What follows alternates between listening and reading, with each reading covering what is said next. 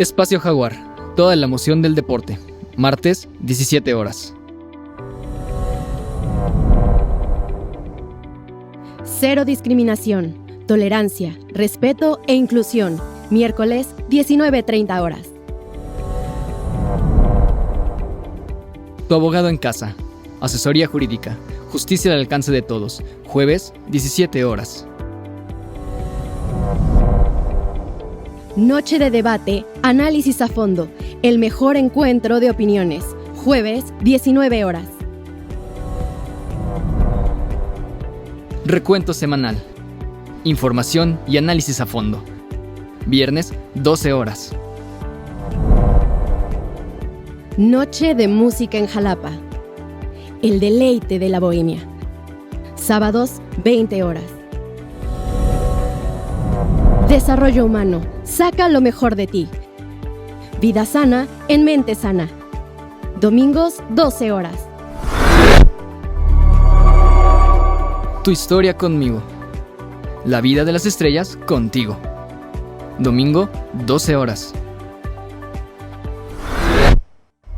Acrópolis. Comunica y trasciende.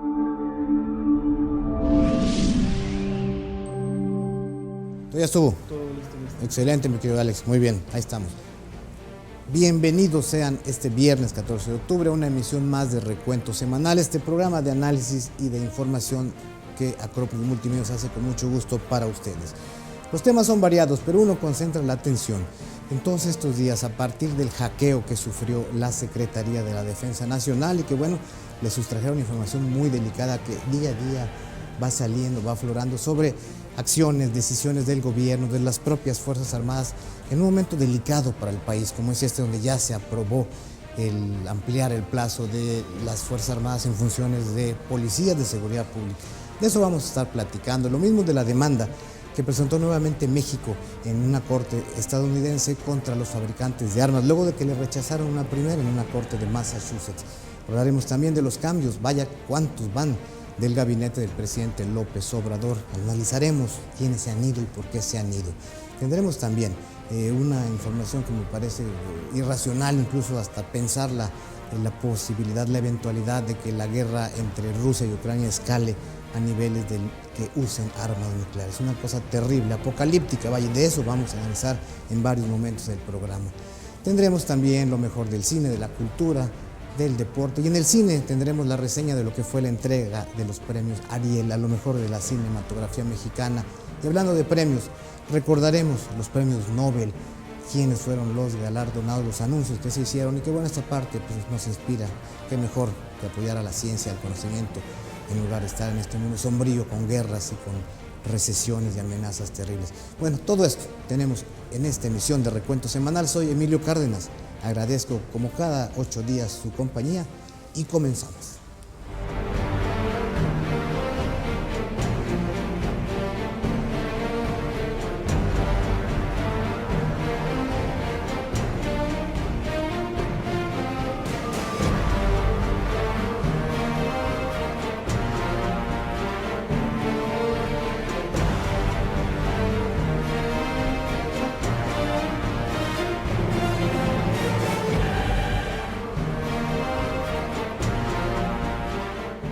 Les doy la más cordial bienvenida de nuevo aquí a Recuento Semanal.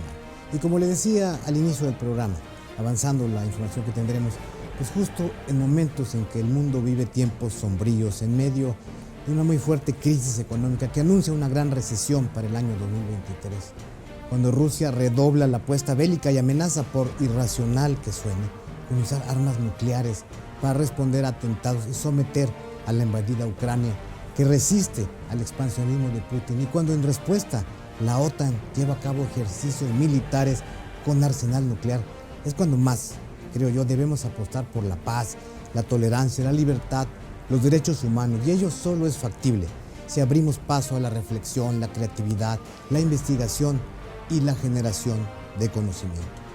Por ello debemos celebrar el trabajo de los científicos que buscan el beneficio del ser humano y dedican su vida a la ciencia y que son reconocidos por ello, como lo hacen anualmente los premios Nobel que se entregan desde hace más de 100 años en Estocolmo, como un legado del inventor de la dinamita, el sueco Alfred Nobel, que destinó justamente su herencia a la creación de estos prestigiados galardones. Los premios Nobel 2022 ya tienen ganadores. En una semana muy movida se conocieron los triunfadores de los premios Nobel en las áreas de medicina, matemáticas, física, química, literatura y el de la paz. La entrega de los premios se celebrará, como cada año, el 10 de diciembre, aniversario de la muerte de su fundador de los premios Nobel, el científico Alfred Nobel. Nuestro compañero José Manuel Hernández y Solano nos va a contar más de todo ello en el siguiente reportaje que preparamos para usted. Del 3 al 10 de octubre, la Academia Sueca y el Comité Nobel de la Academia de Letras de Suecia dieron a conocer a los galardonados de los Premios Nobel 2022 como parte de la conmemoración anual que realiza la Fundación Nobel para destacar las contribuciones a la medicina, física, química, literatura, paz y economía.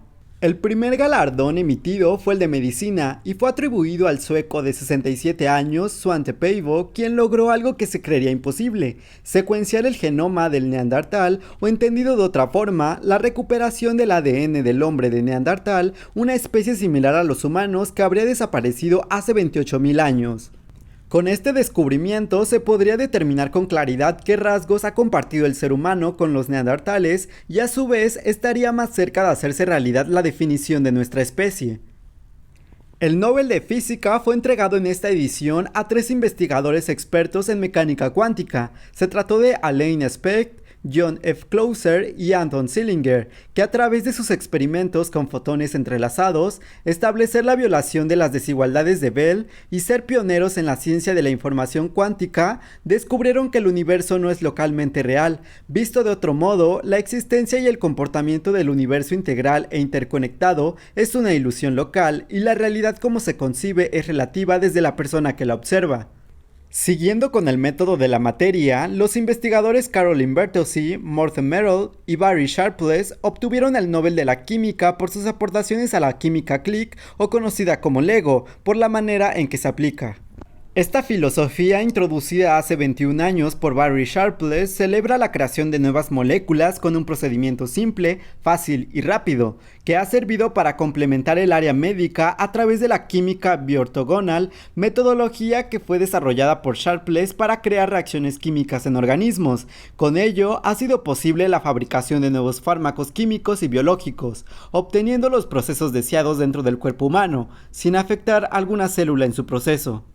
Por otro lado, el Premio Nobel de la Literatura fue para la escritora francesa Annie Ernaux por su coraje y la agudeza clínica escrita en su trabajo, de acuerdo al jurado, que en su mayoría han sido relatos autobiográficos que analizan la desigualdad social por medio de sus vivencias.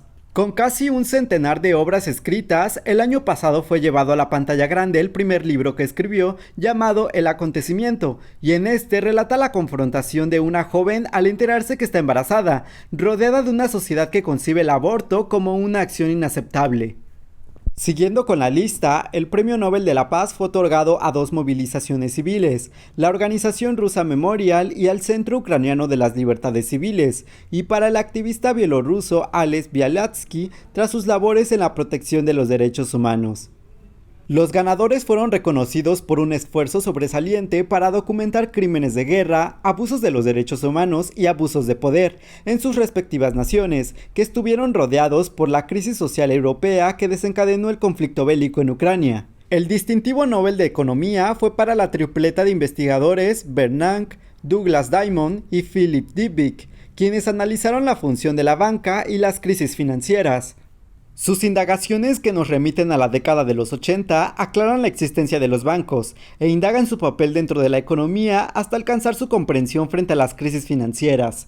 Sus análisis permiten poner en práctica la regulación de los mercados financieros para frenar la crisis estructural que involucra al sistema bancario y al monetario, y a su vez canalizar el ahorro de la sociedad para llevarlo a la inversión. Tras 2 años de restricciones por la pandemia, se prevé que el galardón recupere el formato presencial de los premios el próximo 10 de diciembre, en la sala de conciertos de Estocolmo, para que reciban una medalla de oro y cerca de $1 millón por rubro. El Premio Nobel, a través de sus más de 100 años de historia, representan un reflejo de la excelencia hacia el conocimiento, los valores y a la aportación social, que inspira al mundo para seguir contribuyendo en todos los campos del conocimiento.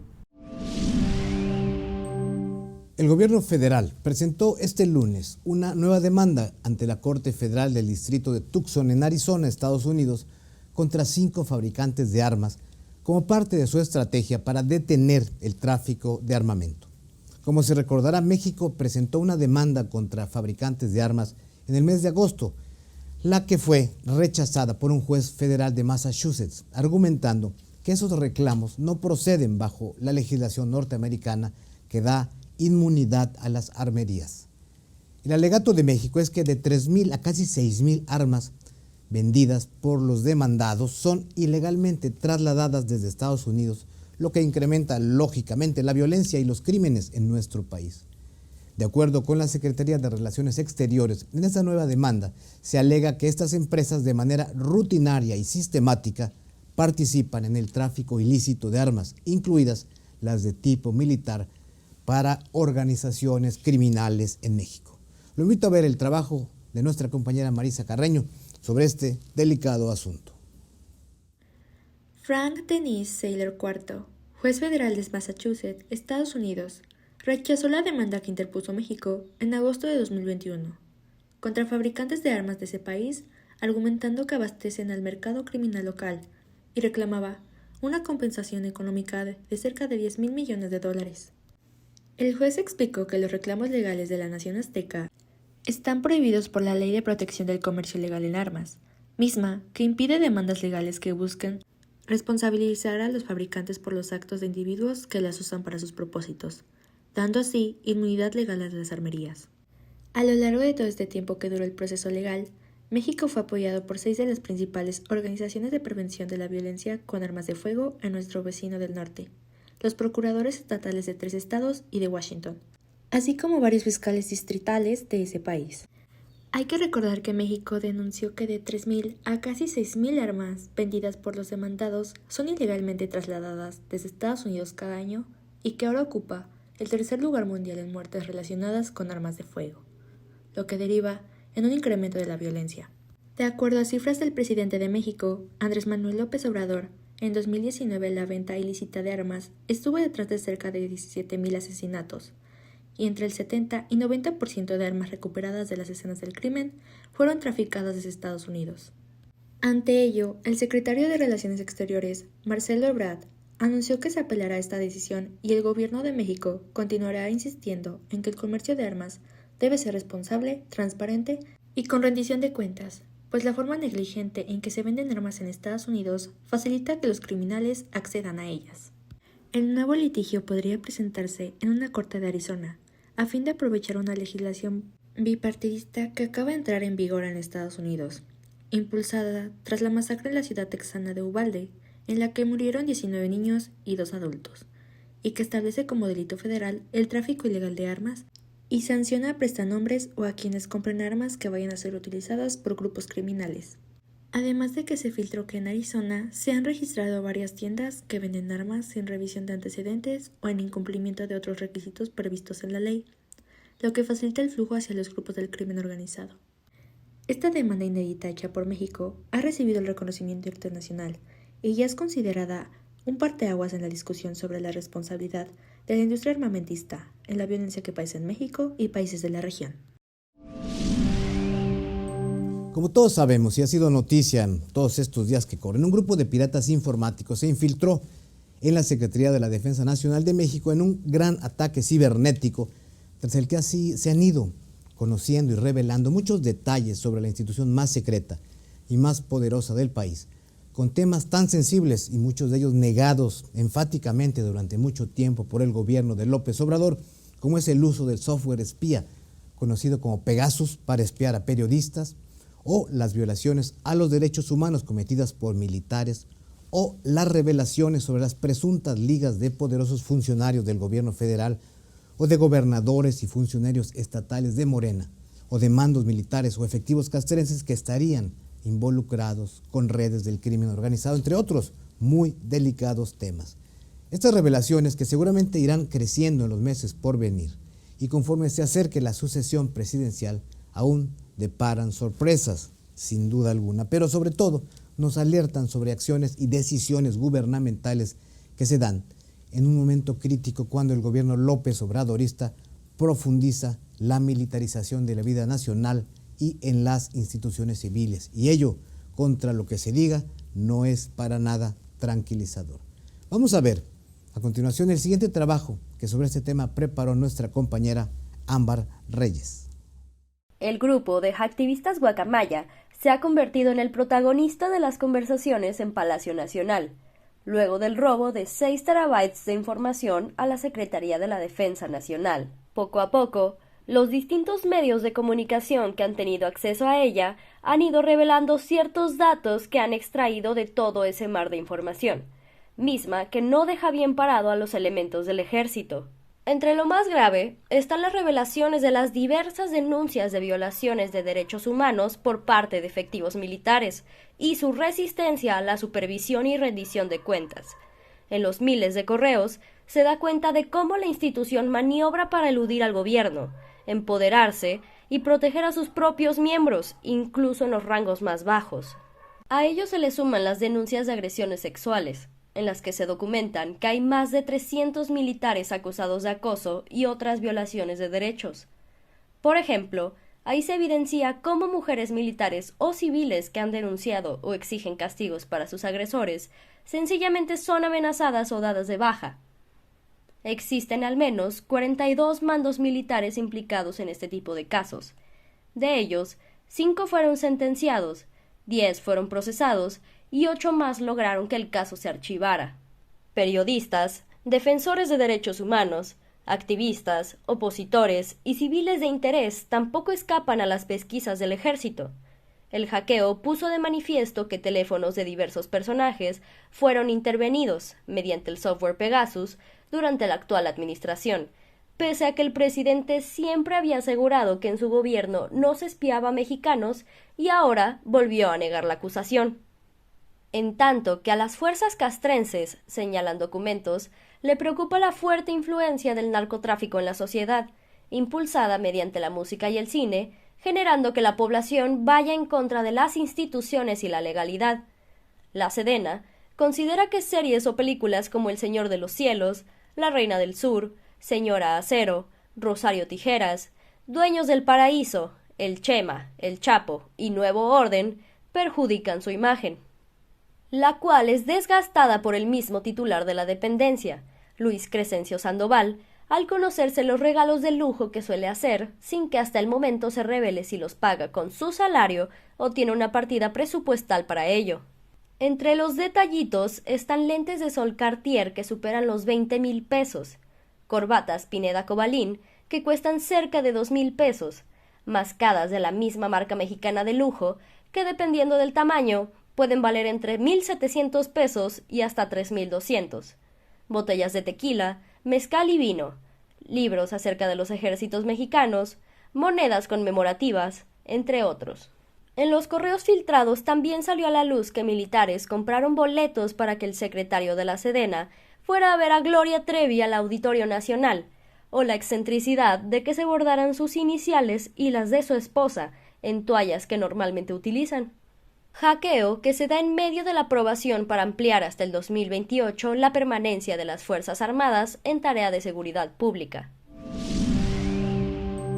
Salidas, ascensos y muchos cambios han ocurrido en el gabinete federal del presidente Andrés Manuel López Obrador desde que tomó posesión en el año 2018. Gran parte de estas modificaciones han sido debido a la renuncia de los funcionarios, ya sea porque pretenden buscar un nuevo cargo o debido a diferencias en el propio gobierno. Los más recientes movimientos que hemos conocido son las renuncias de Tatiana Cloutier y Horacio Duarte a la Secretaría de Economía y a la Agencia Nacional de Aduanas, respectivamente, en menos de una semana. El equipo que acompaña a López Obrador ha tenido ya numerosos cambios donde colaboradores cercanos y relevantes, como su primer secretario de Hacienda, le renunciaron de manera estridente y con rompimientos y cuestionamientos públicos a sus políticas y a su estilo de gobernar. Es evidente la disminución de técnicos y especialistas de línea moderada en el gabinete para dar paso a militantes de línea radical y con menor calidad y autoridad profesional para encabezar una secretaría o dependencia federal. Para conocer más de todo esto que ha venido ocurriendo y por qué ha ocurrido, lo invito a que veamos juntos el trabajo que preparó nuestra compañera Fernanda Valderas. A mes y medio de que se cumplan 4 años del gobierno de la Cuarta Transformación, se han dado cerca de 40 cambios en el gabinete legal y ampliado, debido a aspiraciones para ocupar otros cargos, enroques o diferencias sustanciales con el presidente Andrés Manuel López Obrador. Los cambios más recientes fueron la renuncia de la secretaria de Economía, Tatiana Cloutier, quien en una carta con argot beisbolero dijo que le había tocado jugar en las ligas mayores, pero que ahora había decidido pasarse a la porra, desde donde seguirá apoyando con ánimo al equipo. Su lugar será ocupado por Raquel Buenrostro, reconocida a nivel internacional por su excelente desempeño como jefa del Servicio de Administración Tributaria, logrando récords históricos en recaudación. Con ello, ya son 16 cambios en el gabinete legal, entre los que destacan la salida de la secretaria de Educación Pública, Delfina Gómez, para contender por la gubernatura del Estado de México, puesto ocupado ahora por Leticia Ramírez, quien se había desempeñado como directora general de Atención Ciudadana a la Presidencia de la República. En total, 9 de las 19 secretarías de Estado han cambiado de titular, siendo Educación, Hacienda y Crédito Público, Bienestar y Medio Ambiente y Recursos Naturales las que concentran la mitad de los movimientos. Apenas habían pasado 5 meses cuando se dio la primera renuncia. Se trataba del expanista y luego morenista Germán Martínez, quien decía adiós a la dirección del IMSS, criticando los graves recortes del personal y la agresiva política de ahorros. Días después, Josefa González Blanco, quien estaba al frente de la Semarnat, tuvo que irse por haber ocasionado un retraso en un vuelo comercial, evitando así perderlo. Le siguió el secretario de Hacienda, Carlos Ursúa, debido a diferencias con el jefe del Ejecutivo, y quien ahora es uno de sus más acérrimos críticos. El secretario de Comunicaciones y Transporte, Javier Jiménez Espriu, también optó por bajarse del barco de la Cuarta Transformación. En 2020, Víctor Manuel Toledo dejó la Semarnat, después de que se publicara un audio en el que criticaba al mandatario. Un mes después, su lugar fue ocupado por María Luisa Albores, que renunció a la Secretaría del Bienestar, así como la renuncia de Alfonso Durazo, titular de la Secretaría de Seguridad y Protección Ciudadana, para participar como candidato de Morena por la gubernatura de Sonora, la cual ganó. Ese mismo año, Jaime Cárdenas dejó el instituto para devolver al pueblo lo robado. En diciembre se fue la Secretaría de Economía, Graciela Márquez Colín, para hacerse cargo del INEGI, mientras que Esteban Moctezuma abandonaba la SEP para convertirse en el nuevo embajador de México en Estados Unidos. A mediados del 2021, la exsecretaria de la Función Pública, Irma Heréndira Sandoval, fue removida del cargo y pasó de ser una de las más cercanas de AMLO y tener la encomienda del combate a la corrupción a la funcionaria con más escándalos y deficiencias en la Administración Pública Federal. Después, Arturo Herrera abandonó la Secretaría de Hacienda. Olga Sánchez Cordero fue separada de la Secretaría de Gobernación. Y Julio Scherer también tuvo que retirarse como consejero jurídico de la presidencia. Una salida inesperada fue la de Santiago Nieto Castillo, titular de la Unidad de Inteligencia Financiera de la Secretaría de Hacienda, quien venía desempeñando un gran papel, pero debido a su cuestionada boda con la consejera del INE, Carla Humphrey, en Antigua Guatemala, se vio en la necesidad de renunciar. Javier May fue un enroque del presidente y pasó de ser del secretario de Bienestar para convertirse en el nuevo titular del Fondo Nacional de Fomento Turístico. Casi 50 funcionarios de alto nivel le han dicho adiós a la administración de Andrés Manuel López Obrador por distintas razones. A la Cuarta Transformación le restan 23 meses y habrá que ver si las renuncias se siguen sumando. Pues sobre este tema de los cambios en el gabinete del presidente López Obrador, y sobre todo el más reciente, y quizá el que hizo mucho ruido, el de la secretaria de Economía, Tatiana Cloutier. Durante una charla con Enrique Galván, que es columnista del diario La Jornada, la exfuncionaria Tatiana Cloutier, quien había intentado, según se dijo ahí, dejar el cargo en el gabinete en 2 ocasiones, expuso el motivo que la llevó a hacer efectiva su renuncia. La exsecretaria de Economía dijo que ya no sumaba y que, textualmente señaló, una jauría rodea al presidente y no deja avanzar los proyectos. Le llevan mentiras, dijo Tatiana Cloutier. Además, aseguró la exfuncionaria, todos están metidos en la sucesión presidencial. Esta declaración y numerosos trascendidos en columnas políticas sobre el ambiente al interior del equipo cercano del presidente confirman que a López Obrador, como resultado de la presidencia que algunos han calificado como imperial que ejerce, no se le puede decir que no, o no se pueden contrariar sus deseos. Por ello no cuenta con un gabinete eficaz a la altura de los retos del país y en cambio tiene su corte, que a todo dice que sí y se disputa su atención y cercanía. Es ese pues el signo de los poderosos de todos los tiempos en los gobiernos y centros de poder públicos y privados. El centro de poder tiene su corte, donde todo se rige por los afectos, la sumisión y el servilismo, donde quien disiente o cuestiona algo es inmediatamente expulsado del paraíso.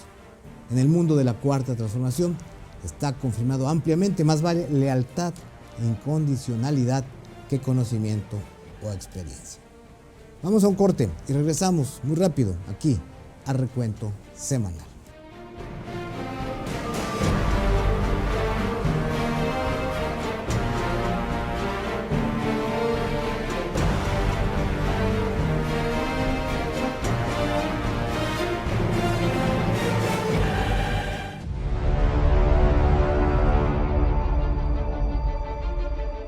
Acrópolis Multimedios de nuestra Universidad de Jalapa y el señor rector Carlos García Méndez, un servidor, conductor y director del programa Abogado en tu Casa, asesoría jurídica gratuita. Los invitamos para que nos acompañen todos los jueves de 17 a 18 horas, en las que tratamos temas eminentemente jurídicos para disipar todas las dudas que ustedes tengan de carácter legal.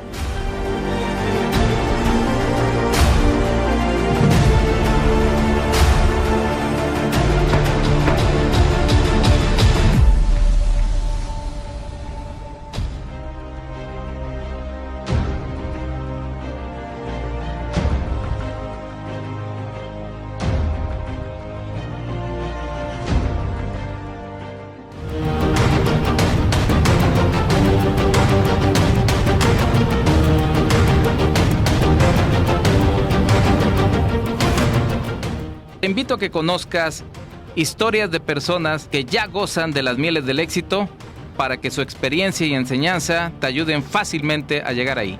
Descubre cómo reconfigurar tu mente y tu cerebro para dotarlos de patrones de excelencia y sean tus grandes aliados. Soy Roberto Garrido, Mental Coach, Máster Internacional certificado en Programación Neurolingüística, y te invito a que nos veas domingo a domingo a las 11 horas México por Acrópolis Multimedios. Desarrollo Humano, un programa diseñado por Acrópolis Multimedios y un servidor para ayudarte a sacar la mejor versión de ti mismo. La fortuna está del lado de quien aprende y se atreve a trascender.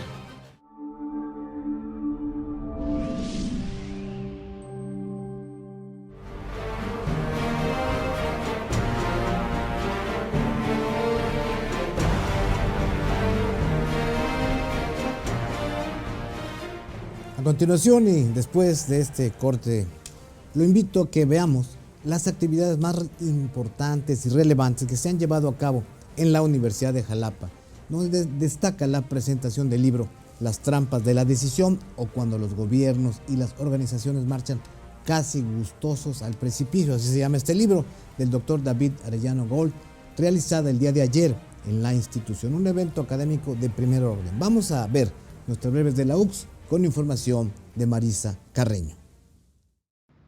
El día de ayer se llevó a cabo la presentación del libro Las trampas de la decisión, o cuando los gobiernos y las organizaciones marchan casi gustosos al precipicio, del doctor David Arellano Gold, una edición de la Universidad de Jalapa con la editorial Fontamara.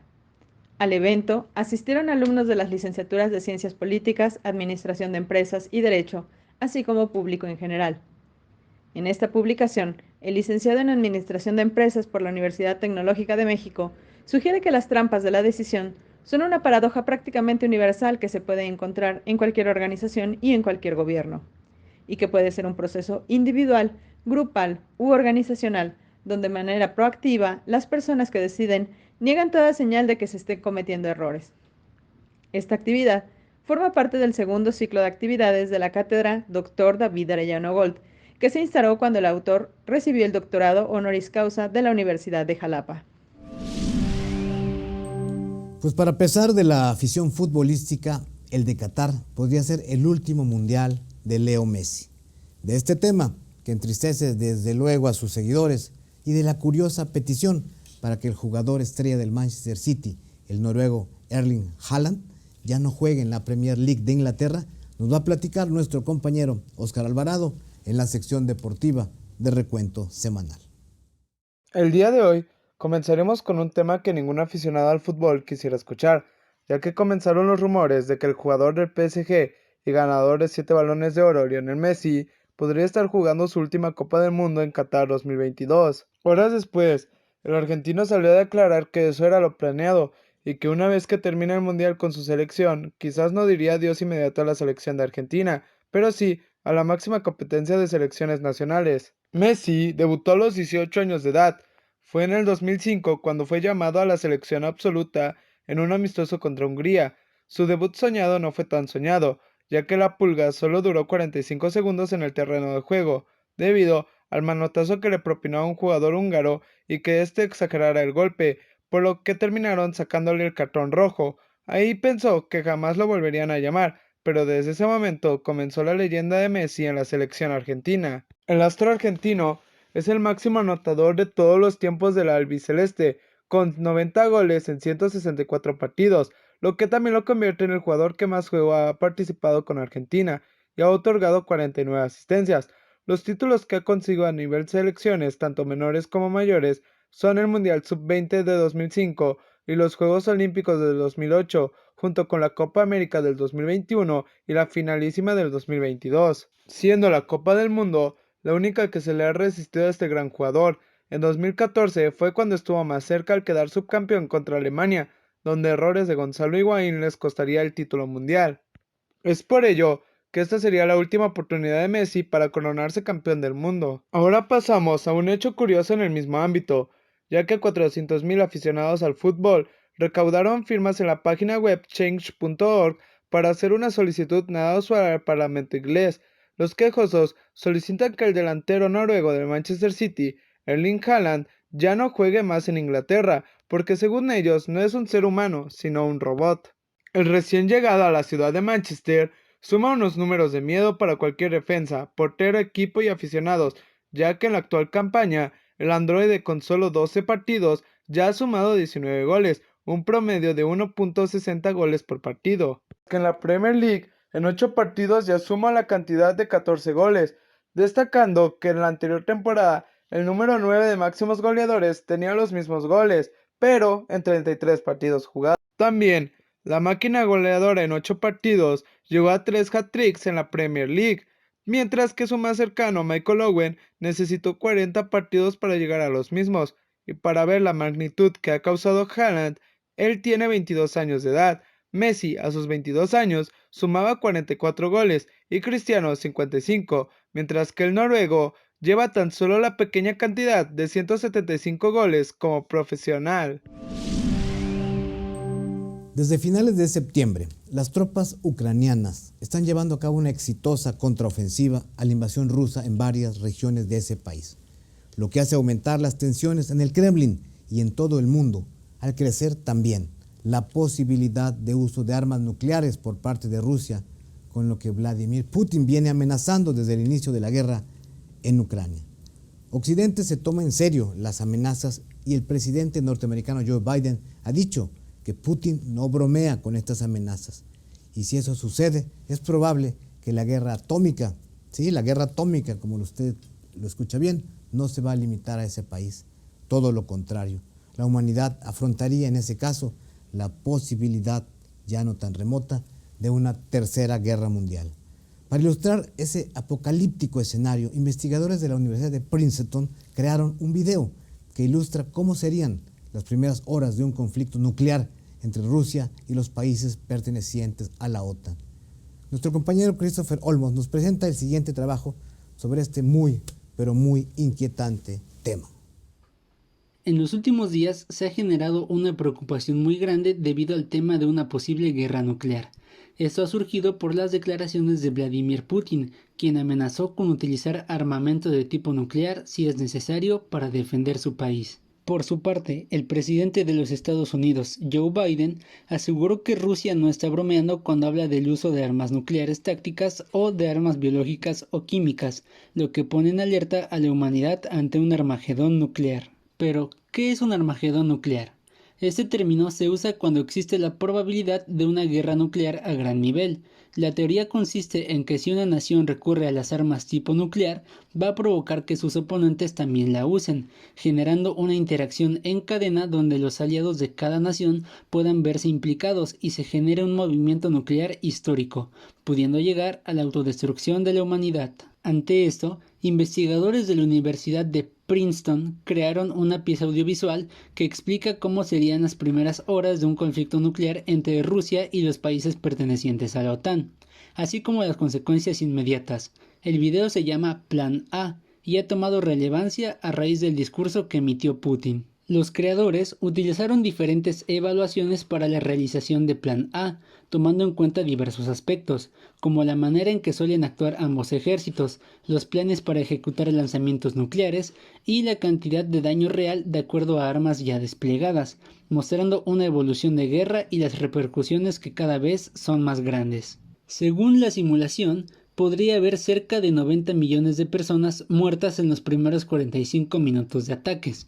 Con el paso del tiempo, podríamos ver un aumento exponencial de estas cifras, debido al colapso de los sistemas sanitarios y otros problemas como la lluvia radiactiva. Esta simulación no toca a México, pero en el mapa se puede ver que algunas ciudades fronterizas como Mexicali sí podrían verse afectadas por los ataques del lado estadounidense, así como San Diego, El Paso o Laredo. Y aunque México quedaría fuera de la ecuación en una guerra mundial por no tener poderío nuclear, lo cierto es que un conflicto de este tipo traería consecuencias catastróficas y destructivas para todo el orbe, desde las muertes iniciales en las explosiones directas hasta los efectos persistentes de la radiación y la contaminación ambiental, y aún una hambruna mundial, causada por las enormes cantidades de hollín que bloquearían el sol y alterarían los sistemas climáticos y la producción de alimentos, lo que podría provocar además la muerte por hambre de más de 5.000 millones de personas al cabo de 2 años. Prohibir las armas nucleares es la única solución a largo plazo. No obstante, el Tratado de la ONU sobre la prohibición de las armas nucleares hasta la fecha ha sido ratificado por 66 naciones, pero ninguno de los estados que poseen armas de destrucción masiva ha querido hacerlo. La humanidad, aunque parezca alarmista este escenario que parecía lejano, definitivamente vive en peligro. Nos acercamos a las celebraciones del Día de Muertos, una de las tradiciones más ricas y coloridas y más apreciadas por los mexicanos. Desde luego que existen estas tradiciones hermosísimas en nuestro país. Y en nuestra ciudad capital, en Jalapa, se preparan también diversas actividades para honrar a nuestros difuntos. Vamos a ver a continuación todo lo que se prepara aquí en Jalapa, en el trabajo que preparó nuestra compañera Carly Reyes y que nos va pues ahí todo lo que tendremos que ir, ver y disfrutar. Vamos a verlo juntos. Estamos muy cerca de celebrar la tradicional fiesta de Día de Muertos y la capital del estado se prepara para una serie de actividades alusivas a estas fechas tan especiales para los mexicanos. Hoy, en Recuento Semanal, te las enlistaremos para que no te pierdas ninguna de ellas. Para comenzar, el Ayuntamiento de Jalapa continúa con su ciclo Los Muertos Vivientes en el Cine Italiano, que se realiza en el Centro Recreativo Jalapeño. El 22 de octubre se llevará a cabo la 6ª edición del Paseo de Catrinas. En punto de las 18 horas partirá de Jalapeños Ilustres, esquina con Santos Degollados, pasando por Enríquez, continuando por Ávila Camacho hasta concluir el recorrido en el Teatro del Estado. Este gran evento, que ha trascendido ya a nivel nacional, se espera la participación de más de 7.000 asistentes, lo que contribuye de manera importante a la derrama económica de la ciudad. Al día siguiente, en el barrio de Jalitic, habrá una expo-venta artesanal, gastronómica y empresarial, denominada Sabores y Tradiciones 2022, donde participarán expositores de San Andrés Tuxtla, Jico, Teocelo, Banderilla y Coatepec. El 29 de octubre, hacia las 19 horas, los motociclistas harán la rodada Halloween, partiendo de la calle 28 de agosto con dirección a Parque Juárez, en la que los participantes tendrán que ir disfrazados y llevar una bolsa de dulces para ir repartiendo entre los transeúntes. Ese mismo fin de semana, 29 y 30 de octubre, la gente podrá disfrutar la Feria de Tamal, Pan y Chocolate con sede en el Parque Juárez. En ella participarán alrededor de 60 artesanos y expositores de Jalapa, Cozautlán, Jico, Naulinco, Perote y Banderilla. Es importante destacar que los artesanos participantes fueron elegidos con base en su historial gastronómico y experiencia en la elaboración de estos productos, por lo que los asistentes degustarán lo mejor de lo mejor. Este martes 11 de octubre se llevó a cabo la entrega número 64 del Premio Ariel, que otorga la Academia Mexicana de Artes y Ciencias Cinematográficas en una ceremonia realizada en el Colegio San Ildefonso, donde luminarias acudieron para reconocer el trabajo de los creadores y protagonistas del cine mexicano. Lo invito a que veamos esta sección, esto que pasó ahí en Detrás de Escena, que prepara nuestro compañero José Manuel Hernández y Solano, y donde nos va a contar todos los detalles y lo relevante de esta gala. Vamos a verlo. Desde el antiguo colegio de San Ildefonso de la Ciudad de México se realizó la edición 64 del Premio Ariel, otorgado por la Academia Mexicana de Artes y Ciencias Cinematográficas, como parte de la conmemoración anual a la excelencia cinematográfica mexicana e iberoamericana, donde se premiaron a los directores, actores, productores y equipo técnico que hicieron posible el contenido del 2021. La premiación arrancó con el himno mexicano feminista en contra de los feminicidios Canción sin miedo, de la cantante Vivir Quintana, tema integrado en la película de Tatiana Hueso. Su cinta Noche de Fuego acaparó 19 de las 25 nominaciones, de las cuales logró llevarse 7 estatuillas, en las categorías de sonido, fotografía, coactuación femenina, maquillaje, guión adaptado, efectos especiales y mejor película, convirtiéndose así en la gran ganadora de la noche. Esta obra abarca la fragilidad y vulnerabilidad de la niñez rural frente a la violencia de género que atenta contra la necesidad de supervivencia, por encima de la educación, la alimentación y el trabajo. Otra producción que arrasó con las nominaciones fue una película de policías de Alonso Ruiz Palacios, que obtuvo 6 premios de los 10 por los que competía, llevándose a casa la distinción por largometraje documental, actuación masculina, actuación femenina, edición, guión original y mejor dirección. La primera actriz mexicana Diana Bracho y el sonidista David Bach recibieron el Ariel de Oro en honor a su excelencia y su contribución al desarrollo cinematográfico. La intérprete Bracho ha participado en más de 40 películas y del año 2002 a 2006 se desempeñó como presidenta de la Academia Mexicana. También sobresale el debut como directora de la histrioniza Ángeles Cruz, quien logró alzarse con la mejor ópera prima con Nudo Mixteco, tras ser nominada en 8 categorías. En la competencia de mejor película de Iberoamérica, España salió avante con El Buen Patrón del director Fernando León de Aranoa. Durante la premiación se destacó la trayectoria del cineasta Jorge Fons tras su reciente partida, además de otras figuras que fallecieron como Felipe Casals, Fernando del Solar, Carmen Salinas, Enrique Rocha, Manuel Ojeda, Octavio Caña, Cristóbal Jorodowski, Lourdes Grobet, Vicente Fernández, entre otros. Aunque todo fluyó en armonía, pronto anunciarían un comunicado que despertó la inquietud sobre el bienestar y el rumbo de la institución cultural, luego de que la directora de la misma, Leticia Guijara, declarara una crisis sin precedentes a raíz del recorte de presupuestos, lo que supone una dificultad abismal para la producción independiente, y que por lo tanto realizarán una pausa hasta encontrar una solución alterna. La conquista de las mujeres en los premios Ariel 2022 relució y tanto la diversidad como la inclusión se hicieron notar como muestra y reflexión del cambio en el cine. Sin embargo, es incierto el futuro de la academia con las últimas problemáticas al interior del organismo independiente. A continuación, lo invito a que veamos una interesante entrevista que concedió a Recuento Semanal el consejero integrante del Consejo General del Organismo Público Local Electoral de Veracruz, Quintín Dobarganes Escandón, con quien platicamos sobre la participación ciudadana y la próxima reforma electoral. Vamos a ver la primera parte de esta muy interesante charla. Hola, ¿qué tal? Qué gusto saludarlos. Bueno, pues estamos aquí en los estudios de Acrópolis Multimedios con un invitado muy especial, un joven consejero electoral, el más joven o de los más jóvenes que hay en el país, integrante del Organismo Público Local Electoral de Veracruz, el maestro Quintín Antar Dobarganes Escandón, a quien le doy la más cordial bienvenida. Quintín, un gusto que estés aquí con nosotros en Acrópolis Multimedios, en este espacio para conversar varios temas que creo que son muy interesantes. Gracias, Quintín. Gracias a usted, un agradecimiento desde luego a Acrópolis Multimedios, a la Universidad de Jalapa también. En efecto, ando por acá porque trajimos una conferencia para las y los jóvenes en materia de juventud y bueno, pues muchísimas gracias a todas, a todos por hacernos sentir como en casa. Pero bueno, pues es un tema fundamental que es la participación juvenil. Yo te decía hace ratito, Quintín, de que bueno, pues a veces da uno por sentado que el joven, por naturaleza inquieto como es, rebelde como es, participa en la cosa pública, pero creo que hay que moverlos, que hay que impulsarlos. ¿Cuál es tu opinión? ¿Cuál es tu visión al respecto?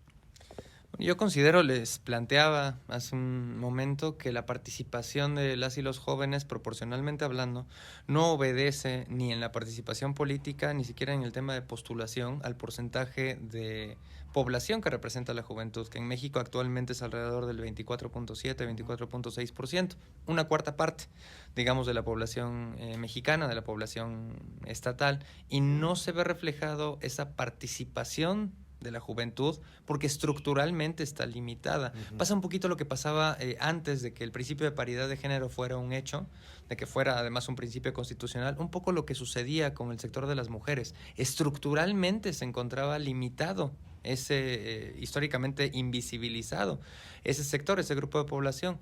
Pasa un poco parecido con las y los jóvenes. Se encuentra estructuralmente impedido para poder avanzar en la participación política y a la vez también se encuentra históricamente invisibilizado. Ese es un problema que hay que resolver.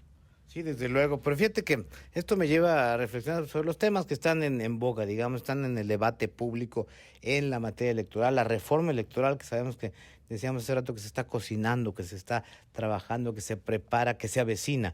Esta propuesta que hizo el presidente de México, alimentada desde luego, nutrida con otras propuestas, pero que en esencia daría un cambio de fondo a muchas cosas, en el cual desde luego pues, cuenta la opinión de los jóvenes, sin duda, pero de todos los mexicanos. Pero yo te pregunto, Quintín, como joven que eres, ¿es necesaria una nueva reforma electoral? Fíjese que es una muy buena pregunta, trae el grado exacto y necesario de jiribilla para tener una buena respuesta también. Se lo respondería yo así. Históricamente, las reformas electorales en México han buscado atender a ciertos problemas del diseño electoral. Por ejemplo, en 2014, uno de los problemas que buscaba atender era la diferencia tan grande entre las competencias. Entonces, en lugar de poner a competir a las autoridades electorales locales y a las autoridades electorales federales, lo que hicieron es meterlas en un esquema de coordinación. Entonces los OPLES a nivel entidad federativa tienen una buena coordinación con el Instituto Nacional Electoral, quien es el órgano rector de las elecciones, particularmente en funciones de organización. Sin embargo, son, en palabras del propio Lorenzo Córdoba, son los OPLES quienes llevan esta función electoral al extremo de cada uno de los rincones de las entidades federativas. Y sería muy complejo, desde luego, que otra autoridad, además viniendo con una elección presidencial prácticamente a la vuelta de la esquina, pudiera hacerse cargo de esas elecciones. No considero que no haya temas que buscar en una reforma electoral, todo es perfectible.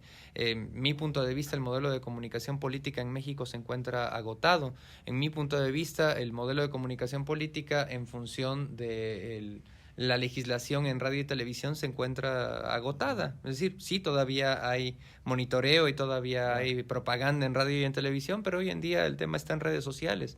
Y mi opinión no es que se lleven las mismas restricciones de radio y televisión a redes sociales, sería una infamia para la libertad de expresión en Internet. Más bien, yo considero que avanzar hacia un modelo en donde se permita se pondera el principio de libertad de expresión por encima de otras cosas que hoy se ponderan por encima de él, pudiera llevar a buen puerto las cosas, en primer lugar. En segundo lugar, considero que la coordinación institucional entre las entidades federativas a través de sus órganos electorales y el Instituto Nacional Electoral ha sido adecuada y la interlocución entre estas dos autoridades ha permitido el desarrollo de procesos electorales clarísimos, imparcialísimos y que han permitido transiciones a lo largo de la historia de las entidades federativas reciente. En Veracruz, por ejemplo, en 3 procesos electorales de gubernatura ya tuvimos 2 transiciones, en 2 procesos 2 transiciones. Estas transiciones han permitido que exista una despresurización del encono que pudiera tener cierto grupo de población con la democracia como sistema de elecciones, como sistema democrático. Y considero que ha sido muy positivo, desde luego, que las autoridades electorales no sean nota, sean como el árbitro que pita bien un partido y la nota son los oponentes. No se debe ver, el árbitro no se debe ver, ¿no? Es correcto. Entonces yo considero que hay cosas, en resumen, que hay cosas que sí pueden atenderse con una reforma electoral y que me da la impresión de que se está avanzando hacia allá, hacia atender lo que se debe de atender en una reforma electoral. Por ejemplo, siempre podremos pensar que no nos hace falta nada en nuestro portafolio de evidencias de una materia en la escuela, pero siempre hay algo que puede mejorar. Podemos iluminar mejor, podemos recortar mejor, podemos escribir mejor, podemos redactar mejor. Siempre hay cosas por mejorar. No sé si es el mejor momento para hacerlo. Oye, esta pregunta se le he hecho a varios consejeros con quienes he tenido oportunidad de platicar a propósito de la reforma electoral, sin duda. Algunos consejeros nacionales del INE, por ejemplo. Te lo hago a ti ahora como consejero del OBLE. En la reforma se plantea la elección de los consejeros y de los magistrados de los órganos jurisdiccionales por voto popular, que es el planteamiento que ha hecho el presidente. ¿Cómo sería eso? Digo, yo no acabo de entenderle. O sea, ¿van a hacer campaña? ¿Cómo a lo mejor tú tienes más elementos que yo para entenderlo. ¿Cómo lo ves, Quintín? Le voy a ser sincero, yo no soy el que enarbola esa propuesta, no sabría yo qué responderle de cómo lo está pensando quien lo haya propuesto. Desde luego es, pues, difícil de concebir, dado el sistema que tenemos, en donde los órganos electorales son órganos técnicos, no son órganos populares. Inclusive las magistraturas son órganos técnicos jurídicos, no son electos por voto popular, porque no son atributos de propaganda política o de simpatía o antipatía en una justa electoral los que se buscan para elegir esos perfiles, porque su labor no está en la arena política, está en la arena técnica. No significa que no tengan cierto grado de complejidad política al interior de sus tareas que deben desarrollar. Por supuesto, por ejemplo, el OPLE Veracruz pues es un órgano político y técnico. Sí, tienen una cierta carga política, pero no sé a qué electorado deberían de obedecer esas personas electas por votación popular, porque a fin de cuentas serían mandatarios. El pueblo seguiría siendo un mandante y estas personas serían los y las mandatarios de ese pueblo. Si va a ser el pueblo quien va a definir una decisión técnica, pues no va a ser una decisión técnica muy objetiva. Y si perdemos, por lo tanto, objetividad dentro de los procesos electorales, puede perderse calidad en las elecciones, lo cual, mientras siempre gane quien la parte más fuerte del pueblo quiere, o más vocal del pueblo quiere, pues no va a haber problema. Pero cuando empiece a no ser la parte vocal la que domina, o a no ser esa parte vocal la que domina, sino una nueva parte vocal con elecciones de mala calidad, va a haber mucho problema que puede terminar inclusive en un tema de guerra. Para evitar eso necesitamos seguir teniendo elecciones transparentes y desde luego elecciones justas. Pues de esta manera llegamos al final de esta emisión, de este programa del viernes 14 de octubre de Recuento Semanal. Le invito a que el próximo viernes, en una semana, en punto de las 12 del día, nos acompañe de nuevo. Y como siempre, esperamos sus comentarios, sus sugerencias, que son, le digo, muy importantes para nosotros, nos ayudan a hacer un mejor programa. Lo invito a que comparte esta emisión, que llegue a usted a través de nuestras redes sociales en Facebook, Twitter, YouTube e Instagram. Y toda la información que aquí le presentamos, como usted ya lo sabe también, puede encontrarla en nuestro sitio web www.acropolismultimedios.mx. Y no deje de ver cada martes y cada jueves el informativo, las noticias en Acrópolis, a las 2 de la tarde, donde estamos con el pulso de la información para que usted conozca el día a día, el acontecer cotidiano, lo más relevante. Ha sido un gusto contar con su compañía y recuerde que semana a semana en Acrópolis Multimedios, esta plataforma productora multimedia, tiene el informativo, las noticias en Acrópolis, en este su programa Recuento Semanal. En todo ello va a encontrar siempre la mejor información y análisis para saber y trascender. Nos vemos en 8 días, donde tendremos también temas interesantes. Hablaremos del famoso libro y polémico libro de El Rey del Cash, que ha levantado tanta ámpula sobre el presidente López Obrador, entre otros temas de interés. Gracias por acompañarnos, por estar con nosotros. Soy Emilio Cárdenas y nos vemos en el próximo Recuento Semanal.